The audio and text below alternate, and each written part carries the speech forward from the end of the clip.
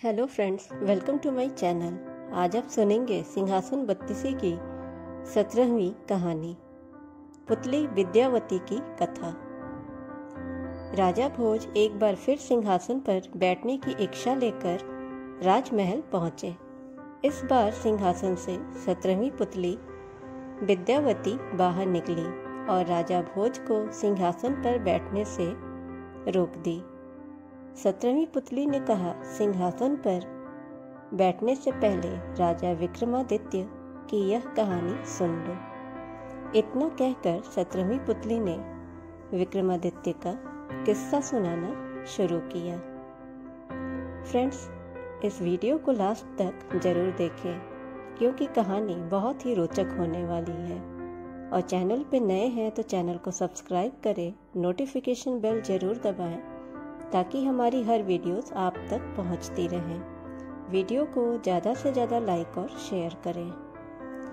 राजा विक्रमादित्य के राज में उनकी प्रजा को किसी बात की कमी नहीं थी। राजा अपनी प्रजा को खूब खुश रखते थे। जब भी उनके दरबार में कोई अपनी परेशानी लेकर आता तो राजा उसे तुरंत हल कर दिया करते थे। अगर उनकी प्रजा को कोई तंग करता था तो उसे वो कठोर सजा भी देते थे। इतना ही नहीं, राजा विक्रमादित्य एक आदमी बनकर राज्य का दौरा भी करते थे। इसलिए उनकी प्रजा हमेशा खुश, निडर और संतुष्ट रहती थी। एक बार की बात है, राजा विक्रमादित्य वेश बदलकर अपने राज्य में घूम रहे थे। तभी उन्हें एक झोपड़ी से दो लोगों की आवाज़ सुनाई दी।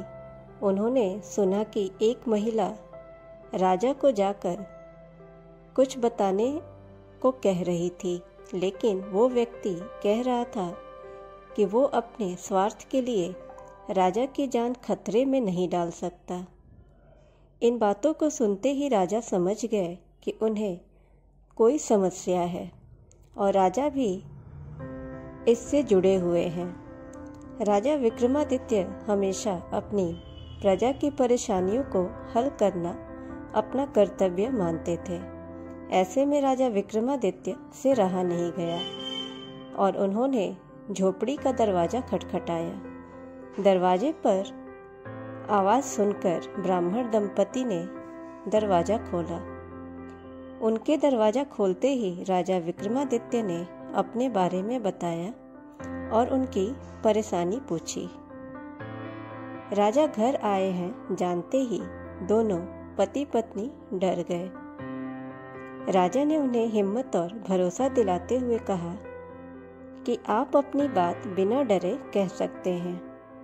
तब उन्होंने बताया कि उनकी शादी को 12 साल हो गए हैं, लेकिन उन्हें कोई बच्चा नहीं है। इन 12 सालों में उन्होंने संतान सुख के लिए कई व्रत, उपवास, पूजा पाठ किए, लेकिन कोई लाभ नहीं हुआ।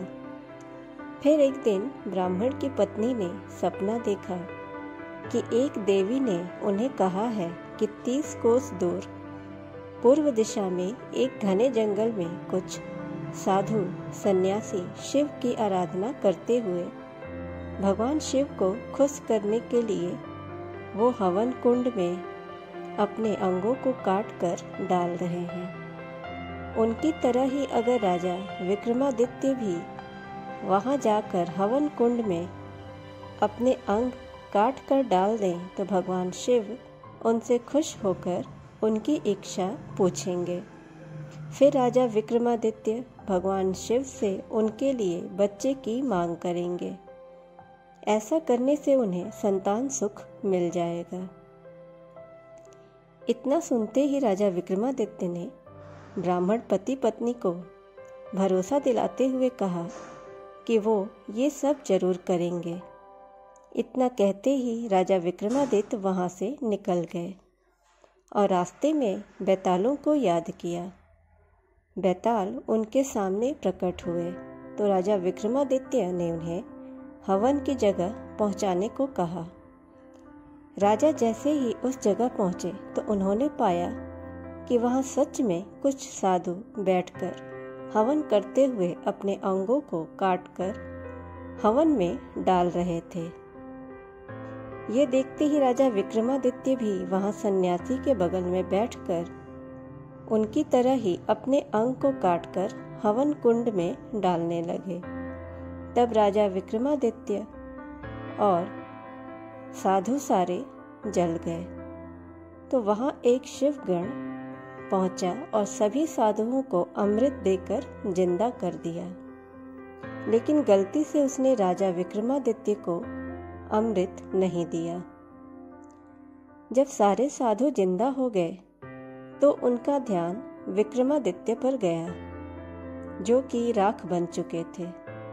फिर सभी सन्यासियों ने मिलकर शिव की पूजा की और राजा विक्रमादित्य को जिंदा करने की प्रार्थना की। भगवान शिव ने उनकी प्रार्थना सुन ली और राजा विक्रमादित्य को अमृत डालकर जिंदा कर दिया। राजा विक्रमादित्य जैसे ही जीवित हुए तो उन्होंने भगवान शिव के सामने हाथ जोड़कर और सिर झुकाकर ब्राह्मण दंपति के लिए संतान मांगी। भगवान शिव राजा विक्रमादित्य के त्याग से खुश हुए और उनकी प्रार्थना सुन ली। इसके कुछ वक्त बाद ही ब्राह्मण दंपति को संतान सुख प्राप्त हुआ। ये कहानी सुनते ही 17वीं पुतली विद्यावती ने राजा भोज से कहा, क्या तुम में भी है ऐसी हिम्मत और त्याग की भावना? अगर हाँ, तो तुम इस सिंहासन के योग्य हो। इतना कहने के बाद 17वीं पुतली विद्यावती उस सिंहासन से उड़ गई। इस कहानी से हमें यह सीख मिलती है कि अगर कोई बिना किसी स्वार्थ के त्याग करता है तो उसका कभी भी बुरा नहीं होता। सिंहासन बत्तीसी की कहानियाँ बहुत ही रोचक और ज्ञानवर्धक होती हैं। इसे बच्चे और बड़े सभी बहुत ही उत्सुकता के साथ सुनना पसंद करते हैं। ऐसे ही ज्ञानवर्धक और मोटिवेशनल वीडियोस के लिए अगर आप चैनल पर नए हैं तो चैनल को सब्सक्राइब कर लें, नोटिफिकेशन बेल दबाएं ताकि हमारी हर वीडियोस आप तक पहुंचती रहे। वीडियो को ज़्यादा से ज़्यादा लाइक और शेयर करें और कमेंट सेक्शन में आप ज़रूर बताएं कि आपको यह कहानी कैसी लगी। मिलते हैं नेक्स्ट वीडियो में एक अगली रोचक कहानी के साथ। Thanks for watching this video.